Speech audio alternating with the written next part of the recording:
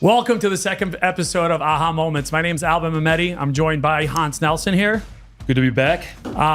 It's been a couple of weeks since we had our first podcast. Yeah, I feel like people have been asking for us to do this for a while, so I'm glad we're getting back on the train. It's actually harder than you think to make one of these things, if you didn't know. So I'm glad we're finally doing it. And we got so much feedback about Kevin. Right, they love Kevin. And nobody got to see him. They don't know if he's real. They think he's actually AI. AI in the background. So we decided to go ahead and splurge. We had to run it by Kevin, but for the first time on camera, Kevin. Hello, great to see you all.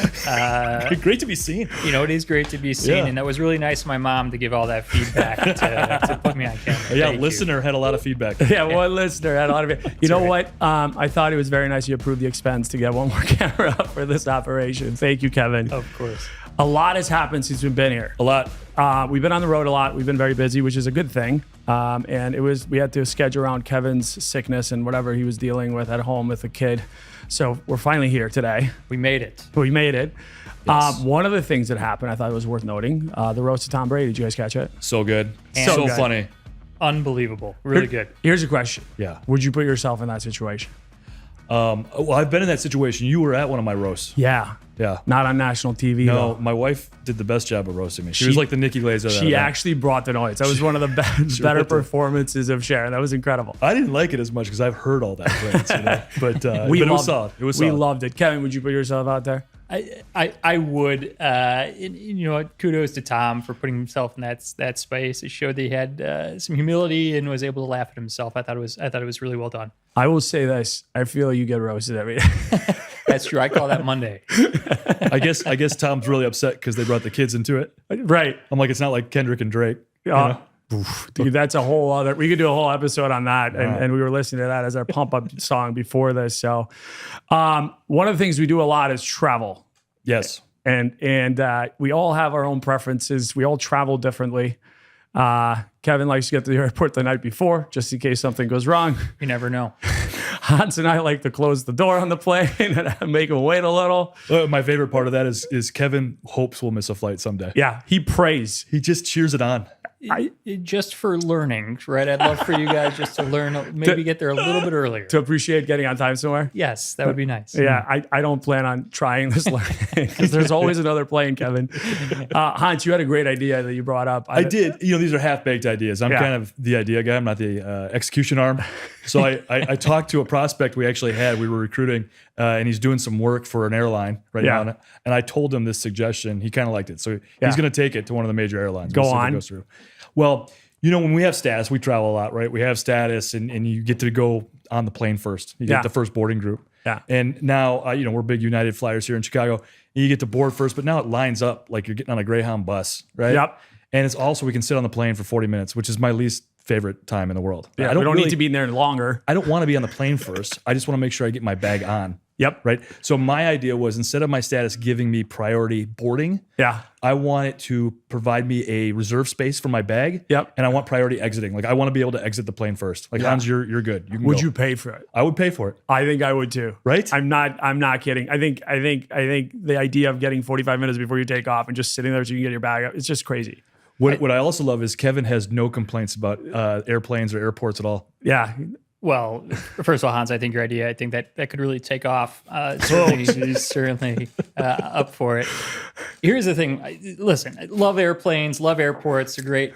Here's the thing that's really been bugging me lately about airports. Oh boy. I thought you'd never ask. I'll let you know what it is. Lately, every airport you go to, there's a giant sign on it that has the mayor's name on it, right? It says, "Welcome to Poughkeepsie Airport, Mayor Johns," whatever, right? Smith. Who's paying for that sign? The taxpayers. How about we take the mayor's name off that sign and we put on, "Hey, welcome to the airport by the taxpayers. We're happy you're here." Yeah. Yeah. So when you are mayor of Chicago, you do not want your name on it. No, I'm going to take. You take them all down. We're going to take them all down, and I'm going to put a sign on there that says, "You're welcome for the savings." Well, speaking of travel, we were all coming back from the Balkans last year, and we stopped over in London for a day. And I don't know if you remember, but they were replacing all the signs from Her Majesty to His Majesty. That's just 2 letters. That's true. And actually, I think how long was Her Majesty in tenure? Yeah, 100 years or something like that. She was alive forever. If you can change a sign once every 100 years. That's part of my platform. I also think we would just say Our Majesty, and it might cover a lot of things. On this airplane track, I think just north of 60 flights this year, I have memorized every single announcement. And which one's your favorite? The credit card. I mean, when United started doing the credit card announcement, I'm like, okay, how far have we gone Wait, here are now? you talking about the special offer they have just for you? The special offer with 2 round trip tickets if you sign up. And I'm sitting there going, I would pay not to hear the announcements. You would? I could literally recite every single one of them. You know what I've started doing? What? As soon as we land, I turn to the person next to me and I say, I wish to be the first person to welcome you to wherever we're landing. Or town, yeah. I'll be the first one. I beat him to the punch. Have you ever had them announce the wrong city and they're like, I'm sorry, I'm kidding. We're in Chicago. Welcome to Chicago. And the wrong time zone. Yeah. Bunch of comedians. They should have been at the roast. Yeah. Well, I gotta love the Southwest flight attendants with their funny announcements. All right. So we're actually here to talk about the first topic we had talked about, not just airplanes and our travel episodes. We had named it the BMW Workforce. Yeah, I like this. You like this? I do. Like the car that doesn't have turn signals? What are we talking about? They do have turn signals, Kevin. People may just not use them. No, this was, and it's actually very relevant because since we've done this podcast, a lot of things have happened, including the inflation numbers coming out. And, we're sitting in this uncertain world of both geopolitical as well as the economy. And one of the things that really, aha moment that was the antithesis of starting this podcast was noticing how for the last, 17 to 20 years, America's had a bull market. Actually, the world has had a bull market, but specifically America, ever since the crash of 2007, has been a bull market. Right. Hans, would you like to explain to people, as the more senior of our group, what a bull market is in case they aren't aware of? I'm sure they're aware, right? Okay. But a bull market is when the economy is doing well and inflation is tempered and there's no recession, and a bear market is when it's bad, right? So I've lived through a couple. I guess I'll beat you to the punch and say I was old, but lived through the dot-com crash, managed through the financial crisis, and it's not fun. It's not fun. No. And we thought we were going to be in one with COVID, and it just didn't happen. Right, because the Fed stepped in and brought the rates to zero because they were concerned about an inflation or recession, and it just kept the party going. Yeah. For those of you who weren't aware, also, the Feds are not part of the government, but they do help and step in and control the rates because their job is to manage inflation. As our friend Danny says, if it's too hot, they cut the party off. Yep. And if it gets too cold, they bring some beers around and start a little party so that people start spending. And that's the whole goal. But during COVID, right, they brought them to zero and it just kept the whole thing going, got out of control, and the rates went up. Yep. Which then spawned this idea on my head, which we talked about, was if you've lived in your professional career for 15 years through good times, I think you build some bad habits. Sure. In general, right? I mean, we're talking about general comments here, not everybody, but if you're going through $0, 0% rates to borrow money, you're going out there, you can sell anything. You can grow through any company with any product. You can raise money in any environment. All of a sudden, you think you walk on water. Right. The party's always going, right? Those beers are flowing. The party's always going. And I think, to no fault of their own, especially in the US again, I think since 2009, if you started your career in 2009 and all the way until 2022, okay, that's a long time. Long time. And you've moved up your career, you've only led in an up market. Right. Well, and I would argue that you can even start before that, as long as your job wasn't impacted through the financial crisis. Correct. Right. You weren't leading anybody when you're a 22-year-old kid out of college. Correct. So these people, you're talking a good almost 20-year run of people in their careers that have only thought the market goes up, and it's going to rise all boats, right? And to no fault of their own, this is where I think companies that can stand the test of time have to remember that times aren't always good, right? They may last a long time to be good, but eventually things fall apart, which is what we saw with rates going up and credit markets drying up, and all of a sudden startups can't get funding and people are laying people off and everything else. And what spawned on me, but the other thing was, have we built a workforce that is not resilient potentially, right? And people getting away from fundamentals of how do you run a business, how do you run a company, how do you hire, how do you stay on track, how do you not follow trends? And I feel like we're in the middle of that. Yeah. Yeah. The interesting thing was, I don't know if you guys saw this, the CEO of NVIDIA gave a speech at Stanford. Oh, I saw a piece of it. I think I know what you're going to share here. And he said to all them, he goes, here's the thing about Stanford graduates, and I think it's actually true for a lot of people in America, is they have high expectations, and they should. Yes, absolutely. but high expectations come with disappointment, right? Yeah. And the only thing he wished on them was actually to suffering. And I don't know if it's manufactured or not, but he said, I wish you suffering because that's how you build resilience. Some adversity. Some adversity. Exactly. I don't know if you remember this. This is in a prior company that we worked with, but we had a speaker who had gotten 4th in the Olympics. Oh, that's right. In ice skating. Do you remember incredible. this? He was a speed Yeah. skater. Yeah. And what he was talking about is you only remember things when you've gone through some adversity as well. So he actually purposely plans to put adversity into every vacation he has. Because they'll you get remember lost or they'll go through some hardship or they'll do something difficult. Because if you just have a perfect vacation, it becomes unforgettable or it becomes forgettable. Of course. But you go through some sort of adversity, all of a sudden you remember it and you remember every little thing about it. I think, by the way, great point to bring up. So 2 things I remember about this individual. He walked in the room and he clapped. And he said the time it took for that sound to get from my hands to your ears is the difference between first and last place in the speed skating Olympics. Wow. That's impressive. Yeah. He said you can fight your whole life, train hard, and that is the difference. And he showed the times between first place and last place in the Olympics. It's a clap. It teaches you some adversity, right? Because you are within milliseconds of each other, yet you're constantly fighting for that thing, right? Which is crazy. So curious, I think, as we've run around, some of the trends we've noticed, but I want to hear what you guys think about. How is this impacting large companies? How is it large enterprise? I would say Fortune 1000, right? Tech companies, which have been the news, the S&P 500 is full now of all tech companies, right? Large and small, as well as mid companies and smaller startups and funding and everything else. What do you think some of the impacts have been that have happened already and what's going to happen moving forward because of this kind of behavior that's happened? Again, to no fault of anybody's issue. Yeah. Well, I think we're seeing a bit of it right now, right? Is we had this big push for flexibility, right? And it hit its peak during COVID. Yeah. Everybody working from home, being able to work on their own terms. In some ways, it's great, but in some ways, it's even made it harder to work through hard times, right? And so what we're seeing with organizations is they're going through rifts for the first time, right? Reductions in workforce. Yep. They're going through the first period for most of these people where they didn't see a raise or didn't see a bonus, and you're starting to see bad actions by these employees that are now leading to interesting results, right? Smaller companies that thought they had no barrier to entry all of a sudden have even a bigger barrier to entry. Absolutely. Right? And then startups, which we've noticed can't get funding or funding has dried up. And we've seen more go belly up in the last 12 months than I think we have in the last 12 years. Yeah, Absolutely. Yeah. What was interesting was we had one individual leave us during the Great Resignation, which was, again, a trend that we didn't think we should follow, which is overpay people just to hire people. And all of a sudden everybody's shedding them. But she said something interesting, Kevin, that was related to you. Go on.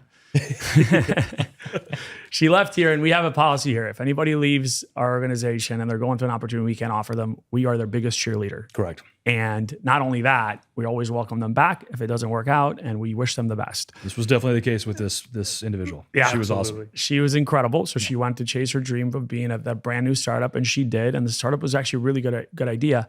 She walked in and she came back.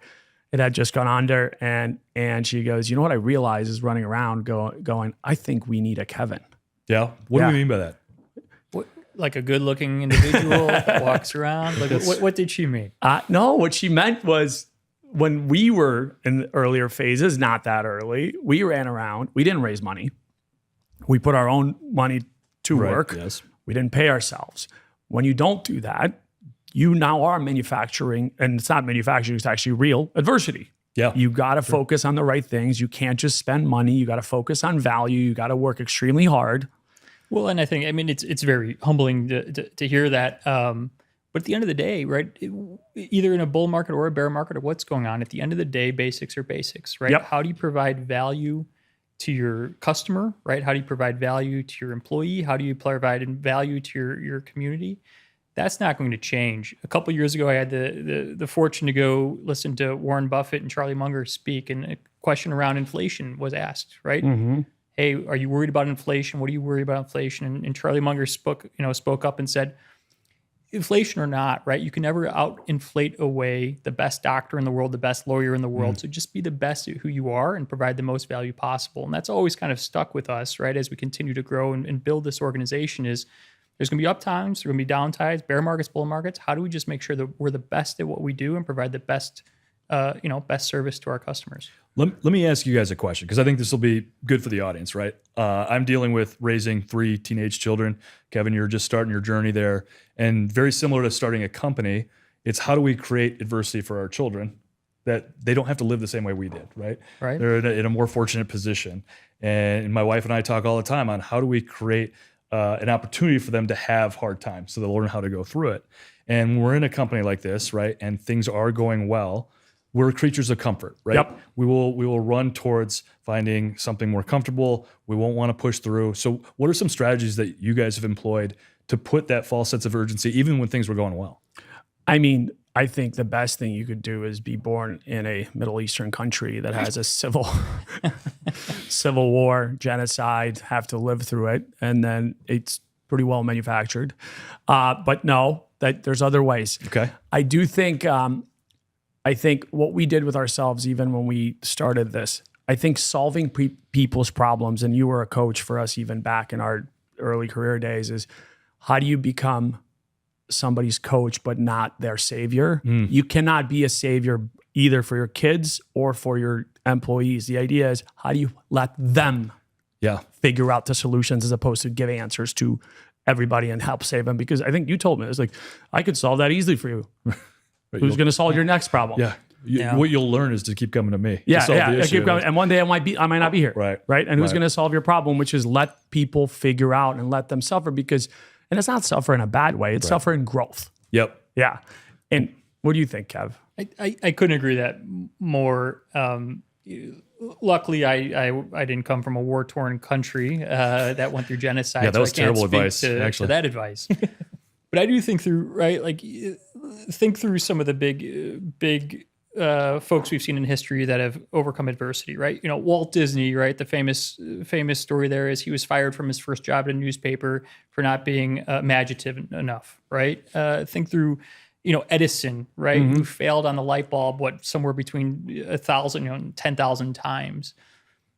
And it was that perseverance to keep going, right? And so I think what we do really well, right, as a management team, at least Inspire and our leaders, right, is put people in positions, right, that are maybe a half a step above of where they want to be, right, and allow them to fail a couple times, right, in that safe environment, to build that perseverance muscle, right, to continue to say, hey, I'm gonna figure this out. Yeah.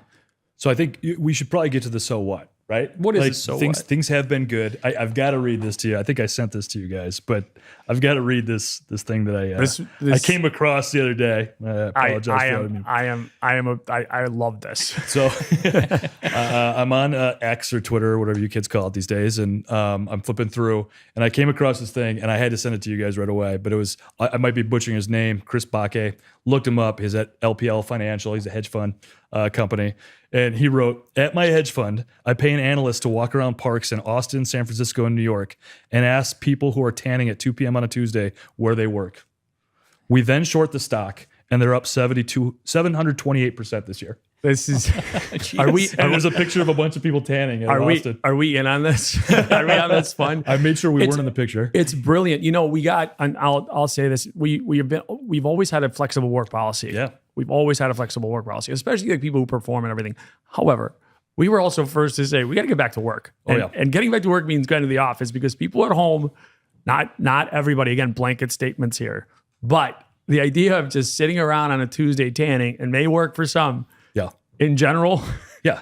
Well, it's definitely going to work when the market's going well. Right. Because you can hide. Right now you can't hide. So and you're going to stand out better. I mean, one of the things I've been telling my kids, is, and you try to instill this again, you don't know, but if you work hard and you show up, sometimes it's just the availability, you'll actually stand out even easier than it was for us. Absolutely. I mean, especially today and age where, and it honestly, I think in some ways it's harder, in other ways it's easier. You actually just have to show up to beat the competition, right? Yeah, and that will never go away. And no matter how much AI there will be, no matter how much change, which will happen every single day in the world, showing up and putting your best foot forward is the biggest secret. Right. None of us, by the way, would have solved a single thing if we all just sat at home. We wouldn't have a company. We wouldn't have solved any problem for our clients or any of this if we just sat at home all day. I haven't read a single business book or heard a podcast where people were talking about the key to their success was tanning at 2 p.m. on a Tuesday. Oh, that didn't. Oh, No. I've read some retirement books where that was. You know, I started on the Tom Brady thing because the part that I loved, Kev, you pointed out, it's my favorite quote. It's Teddy Roosevelt's "Man in the Arena." Okay, that is actually about showing up. Yeah, right. It's about showing up and getting in the arena, and everyone else, the critic doesn't count. It's one of the best quotes. If you haven't looked at it, it's a long quote, but it actually gives me chills every time I read it. It's behind my desk. It means you have to show up, and the credit belongs to the people in the arena. Yeah, or that show up and do the thing. They started the Tom Brady roast with it. For a reason, and amazing. one of the greatest of all time. Yeah, you know, I found this other thing that I was in Atlanta, and one of our folks reminded me, speaking of resilience and showing up, you know why California has some of the best wine in the world? Why is that? Tell me. They do, by the way. They do have some of the best wine in the world. The struggle that the California grapes go through is second to none in the world. They have 300 days of just blistering sun. And what it does is for them to develop into the wine grape and continue living, they are so resilient. They produce a ton of sugar, but these super thick skin. And then at night, the temperatures drop drastically, like freezing weather, right? And then they have to endure that through the evening. So you know what you get after the entire season? Some of the greatest grapes in the world. Delicious bottle of wine. That's amazing, yeah. You know what happens when you step on a grape, Kevin? What is that, Hans? Yeah, it lets out a little wine. Okay, sorry. There we go. You know what? We can never get throughout any single conversation without one of these things. Speaking of another so what on this whole BMW Workforce is I think you can speak for us that we genuinely believe that grit above all things is what determines how you fare in any one of these scenarios. You know, you mentioned Disney being fired. Steve got fired from Apple. Right. We all have iPhones. I mean, Zuckerberg created Facebook so he could get friends. That is true also. I did not know that. I think he was kicked off of MySpace. No, that's right. That is not true at all. All right. Well, I think we can bring this to a close, but just to bring it all together, this whole podcast, this AhHa moment was around, hey, maybe we've gotten a little soft, and maybe we need to think about how do we become more resilient in this world. And that goes from how we live our life and appreciating good times, but never going too crazy, and then understanding the bad times are ahead and how do you stay steady through it, to sticking to fundamentals in business, which is, hey, if you have a great year, maybe save some money because next year might not go well, right? Both for companies and people, and always focus on being the best at what you said with Charlie Munger and Warren Buffett at what you do. There will never be a shortage of being the best of what you're doing in this world. Yeah. And if I would take one thing from this podcast, I would say even during really good times, which I hope we have more of, right? Of course. Create some false adversity for yourself. Absolutely. Right? Put some pressure so people can be pressure tested in that environment. So when you actually have to go through something hard, it's a muscle you've already flexed. Yes. And you could hope for one of two things, okay? You could hope for the market going up always, or you could try to prepare for it going down. And the one thing I can guarantee you is that will eventually go down, and you have to be prepared for it. And I bet on the market going down every once in a while, and in order for us to make it, to flex that muscle. Well, I'll say one more thing too. It's really nice to go through hard times with people you trust and like, and that's why I love coming in here, talking to you guys. Always appreciate having around. Wouldn't want to do it any other way, you know? Absolutely. The luckiest people in the world. Absolutely. And we're going to continue sharing some of these things. We love the feedback that we got. We look forward to coming back with a much lighter topic next time. I think maybe 2 to 3 weeks or so. Yep. We're not very good at this. We can still return this new camera if the feedback is to turn this one off. Okay. I hope we're within return period here. So yeah, please subscribe and like on Apple Podcasts, Spotify, or wherever you listen to your podcast. Unless you don't like us. Yeah, then just only 5 stars, please. Leave it alone. Like, Appreciate just leave it alone. Thank you. Thank you. We'll see you next Till time. next time. Thank you.